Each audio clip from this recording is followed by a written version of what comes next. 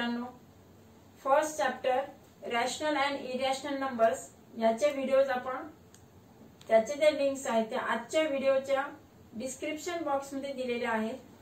त्या तुम्हाला आवडल्यास लाईक, सबस्क्राइब आणि शेअर करा. आज आपण second chapter parallel lines and transversal म्हणजे समांतर रेषा आणि छेदिका हे चालू करत आहोत. या प्रकरणामध्ये जे पॅरलल लाईन्स आणि त्याचे कॉन्सेप्ट्स आहेत त्यावर आधारित असलेले अँगल्स, त्याचे टाइप्स ते आपण बघणार आहोत. तर सुरुवातीला आधी आपण बेसिक कॉन्सेप्ट बघूया. Parallel lines and transversal. Parallel lines म्हटलं की लगेच आपल्या डोळ्यासमोर खिडकीचे गज किंवा पुस्तकाचे जे दोन साइड्स असतात, वही पुस्तक यांचे जे दोन कडा आहेत त्या समोरासमोर असतात, पॅरलल असतात. किंवा कोणत्याही एक प्रकारचा चौकोन जर आपण काढला, चौरस किंवा आयत, त्यांच्या समोरासमोर साइड्स ज्या असतात त्या परपेंडिक्युलर आणि पॅरलल असतात.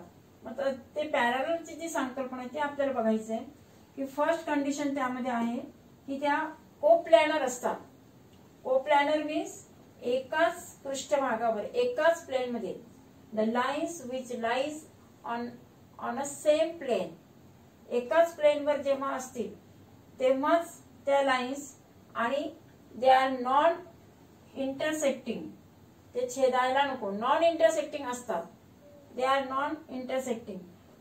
दिस types of lines are known as parallel lines. First condition कोणती की they are lying on the same plane and the lines are non intersecting lines. समांतर रेषा ज्या आहेत त्या एकाच पृष्ठभागावर म्हणजे एकाच प्रतलात असायला पाहिजे. एक या प्रतलात, एक दुसऱ्या प्रतलात असं चालणार नाही. एकाच प्रतलात, they must be in the same plane. म्हणून त्याला म्हणायचं एकप्रतलीय. एकप्रतलीय आणि न छेदणाऱ्या रेषा की त्या कुठेही परस्परांना छेदू शकत नाही. कितीही त्यांना वाढवल्या तरी सुद्धा ते परस्परांना छेदू शकत नाही. न छेदणाऱ्या अशा ज्या रेषा आहेत त्यांना समांतर रेषा म्हणतात. ह्या समांतर रेषांवर आणखी एक जी कन्सेप्ट आहे ती आपण बघणार आहोत. ट्रान्सव्हर्सल, छेदिका. छेदिका अशी रेषा कोणत्याही दोन रेषांना जेव्हा दोन भिन्न बिंदूंमध्ये छेदेल तेव्हा त्या रेषेला, त्या दोन रेषांची छेदिका म्हणतात. A line which intersect the other two lines in two different points, then that line, that is intersecting line, is known as transversal. Suppose line L आणि लाईन एम यांना line T intersect at 2 points. Therefore, this line which is denoted by T is known as transversal.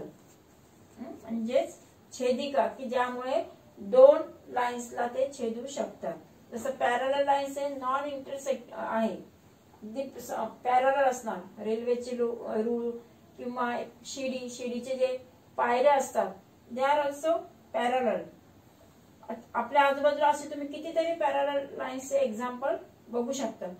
Transversal जे आहे ते त्यामुळे तयार होणारे कोण आपण पाहणार आहोत. दोन ट्रान्सव्हर्सल आहेत, एल आणि या ठिकाणी एल आणि एम ला छेदणारी टी ही ट्रान्सव्हर्सल. या 8 अँगल्स तयार होत असतात. यामुळे म्हणजेच ट्रान्सव्हर्सलमुळे 8 अँगल्स.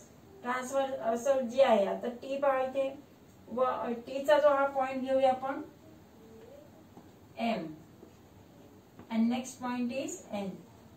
एम ह्या पॉइंटच्या जवळ हा फर्स्ट अँगल तयार झाला, हा सेकंड अँगल, हा थर्ड अँगल, हा फोर्थ अँगल. 1 2 3 4 म्हणजेच एकच ज्याचा व्हर्टेक्स आहे. अँगल, अँगलची डेफिनेशन काय आपली की अँगल साठी 2 साइड्स असतात आणि त्या साइड्स कशापासून तयार झालेल्या आहेत तर किरणांपासून. जेव्हा दोन किरण एका बिंदूतून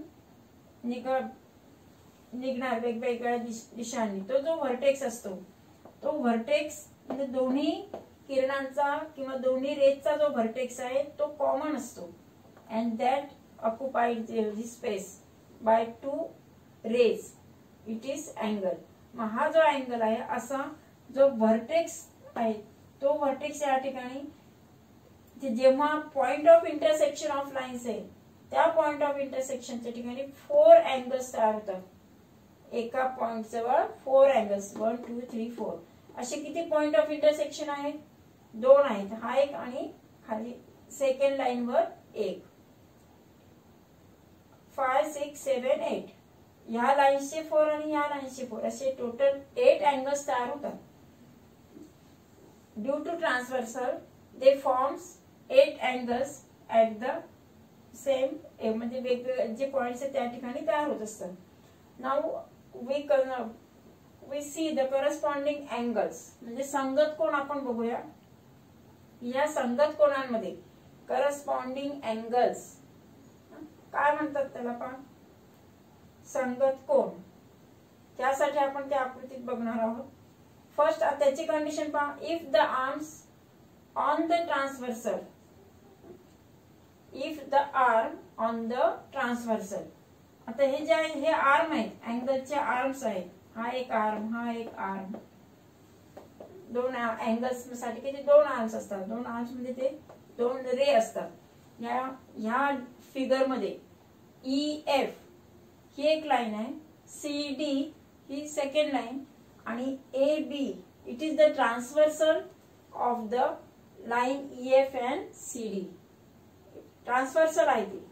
कुठे कुठे इंटरसेक्ट होते, M आणि N. ही जी छेदिका आहे ती M आणि N बिंदू मध्ये छेदते. Transversal is intersect at point M and N.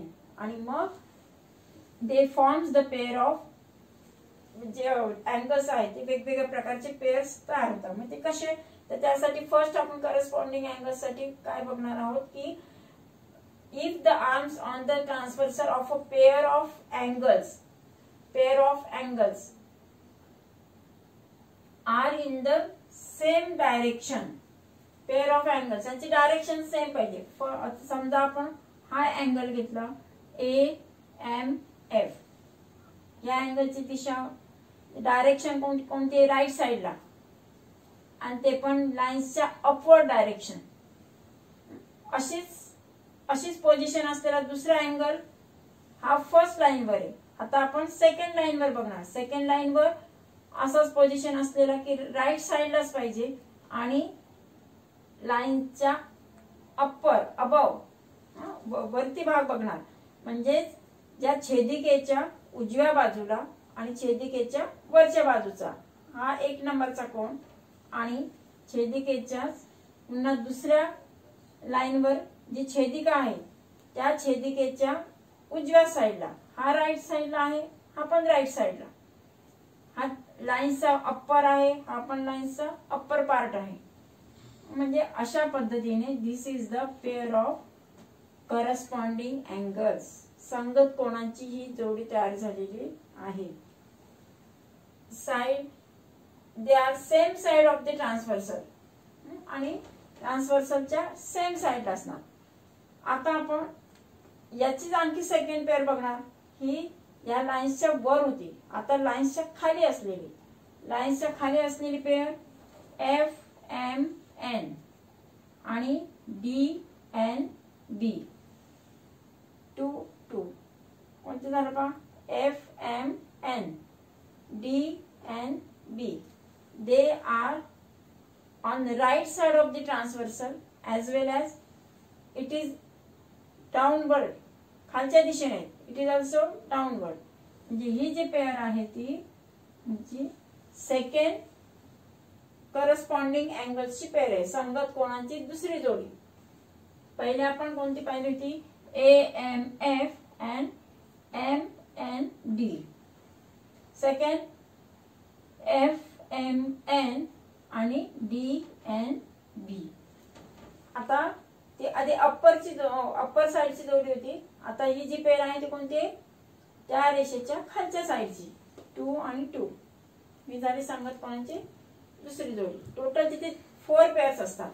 ह्या पॉइंट जवळ म्हणजे इथे वरचे आणि खालची एक, वरचे एक खालचे एक, असे मिळून इथे दोन्ही जर बघितलं तर टोटल जे आहे ते 4 पेअर्स तयार होतात. 2 रेषा असेल तर 4 पेअर्स. आता तिसरे पहा त्याच्यामध्ये हे आपण राईट साईडचे पाहिले. आता लेफ्ट साइडला AME याचा करस्पॉन्डिंग अँगल आहे CNB. AME आणि पहिला घेणार आपण AMC, दुसरी पेअर EMN आणि CNB. 3 3 ही बघा, ही अप्पर साइडला जाईल. लाइन से अपर साइड, लाइन से अपर साइड, ट्रांसवर्सल ची लेफ्ट, ट्रांसवर्सल ची left. This is corresponding pair of angle. Third pair घेणार आणि फोर्थ पेअर त्या लाईनच्या खालची घेणार आपण आणि या छेदिकेच्या म्हणजे ट्रान्सव्हर्सलच्या लेफ्ट साइडला 4 नंबरचा अँगल. आणि लिहिताना आपण त्यांची जी नावं आहेत ती मात्र 3 वर्ड्स किंवा 3 अक्षर म्हणतो तसं लिहिणार. इकडची पहिली पेअर घेणार AME आणि MNC म्हणजे अप्पर साइड घेते. दुसरी EMN आणि CNB. लिहिताना त्या पद्धतीने लिहायचे EMN आणि CNB. अँगल्स लिहिताना नेहमी अँगल्स साइन करणार आपण आणि लिहिताना त्याच लेव्हलला ते कॅपिटल लेटर्स येणार, जेणेकरून अँगल जो आहे तो अशा पद्धतीने लिहायचा. ज्या पद्धतीने आपण पॅरलल लाईन्स दाखवण्यासाठी पॅरललचं साइन वापरणार, तसं लाईन N किंवा line L parallel to line M हे पॅरललचं साइन. म्हणजे रेषा समांतर दाखवण्यासाठी समांतरतेचं हे चिन्ह, जसं कोण दाखवण्यासाठी कोणाचं चिन्ह वापरणार. Line L parallel to line M. म्हणजेच आता आपण हे जे पाहिले संगत कोणाच्या टोटल 4 जोड्या तयार झाल्या की ज्या आपल्याला कोणाच्या छेदिकेवरील भुजा जी आहे ती जेव्हा एकच दिशा दर्शवते त्याच वेळेला छेदिकेच्या याच्यावर छेदिकेवर नसलेल्या परंतु छेदिकेच्या एकाच बाजूला असलेल्या अशा जे काही ज्या बाजू असतात त्या जेव्हा वन साइड असेल त्यावेळेला ती पेअर तयार होते. अपोजिट नाही, एकाच साइड लक्षात घ्यायची. आणि म्हणून संगत कोण म्हटलंय की it is corresponding pair of angles. म्हणून ते 4 पेअर्स आपण घेतले. अशा पद्धतीने 4 पेअर्स कोणत्या याच्यामध्ये तुम्हाला लिहिता आले पाहिजे. आता आपण पुढचं आता हे घेऊया, आंतरकोनांची जोडी बघूया. आता आपण इंटिरियर पेअर ऑफ अँगल्स म्हणजे ते इंटिरियर अँगल्स आहेत, आंतरकोनांचे जोड्या पाहणार आहोत. संगत कोणांपेक्षा अतिशय वेगळ्या. संगत कोणांच्या आपण 4 जोड्या पाहिल्यात पेअर्स. आता आंतरकोनांच्या 2च जोड्या असतात त्या आपण पाहणार आहोत. अकॉर्डिंग टू त्यांचं जर पोझिशन पाहिलं तर a pair of angles are on the same side of the transversal. एका साइडला असतात ही ट्रान्सव्हर्सल AB आणि CD या 2 लाईनला इंटरसेक्ट करणारी ट्रान्सव्हर्सल ते L आहे. पहिली लाईन AB, दुसरी घेतली CD. यांना छेदणारी हिला म्हणणार आपण ट्रान्सव्हर्सल किंवा छेदिका. या ट्रान्सव्हर्सलमुळे टोटल 8 अँगल्स होतात. वरचे 4 आणि इथले 4 झाले टोटल 8. त्यापैकी आपण आता इंटिरियर अँगल्स जी पेअर आहे ती बघणार आहोत. A pair of angles are on the same side of the transversal. ही एक अट आहे त्याच्यामध्ये. आणि दुसरं they are inside the lines given आहे. 2 लाईन्स असतात, लाईन AB आणि लाईन CD. या लाईन्सच्या इंटिरियर इनर साइड मध्ये हा एक तयार होतोय. आणि ट्रान्सव्हर्सलच्या सेम साइडला हा एक अँगल आणि हा एक 1 आणि 2. समजा याचं नाव आहे P. तर आपल्याला APQ हे जे आहे, आता ह्या इथे O आपण घेतलेला आहे, तर AOQ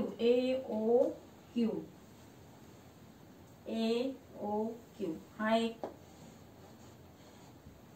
याची पेअर दुसरी अट काय आहे, ट्रान्सव्हर्सल जी आहे त्याच्या बाजूने सार होणारी, परंतु इनसाइड ट्रान्सव्हर्सल आहे इथे, but inside part of 2 sides, 2 साइड्सचा अंतर्भागात, 2 रेषांच्या अंतर्भागात असलेल्या छेदिकेमुळे तयार होणाऱ्या कोणांची जोडी म्हणजेच आंतरकोन.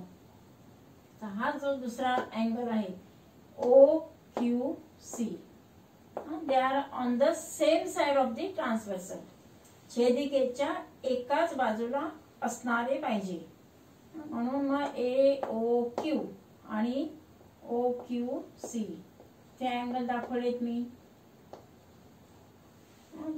Interior pair of angle C सारखा लक्षात ठेवायचा. ही जी पेअर आहे ती कोणती झाली, इंटिरियर अँगल्स, आंतरकोनांची जोडी. दुसरी जोडी दोनच साइड आहेत ट्रान्सव्हर्सलची, एक लेफ्ट एक राईट. आता आउटर साइडचे ते अँगल्स नकोच आहे त्यांना, काय इनसाइड द गिव्हन लाईन्स, 2 लाईन्सच्या इनसाइड मध्ये पाहिजे, आणि इनसाइड मध्ये असणारे ही एक पेअर लेफ्ट साइडची, आणि राईट साइडची म्हणजे उजव्या बाजूला ही दुसरी जोडी तयार होते BOQ आणि OQD. ही एक तयार झाली, BOQ आणि OQD.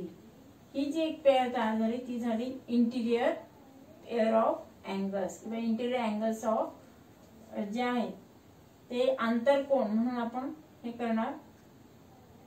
They are situated between the 2 lines, inside the lines and 1 side of the transversal. आता ही राईट साइडची एक पेअर आणि ट्रान्सव्हर्सलच्या लेफ्ट साइडची दुसरी पेअर, असे 2च पेअर्स इंटिरियर अँगल्सचे होत असतात, म्हणजे आंतरकोनांच्या 2 जोड्या.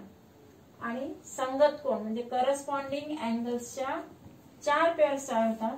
त्याचे मात्र इंटिरियर अँगल्सच्या only 2 pairs are forms, AOQ and OQC. Next angle BOQ and angle OQD. तिसरा आणखी एक आपला प्रकार राहिलेला आहे, तो म्हणजे अल्टरनेट अँगल्स. तो आपण पुढच्या एपिसोड मध्ये बघूया. थँक्यू.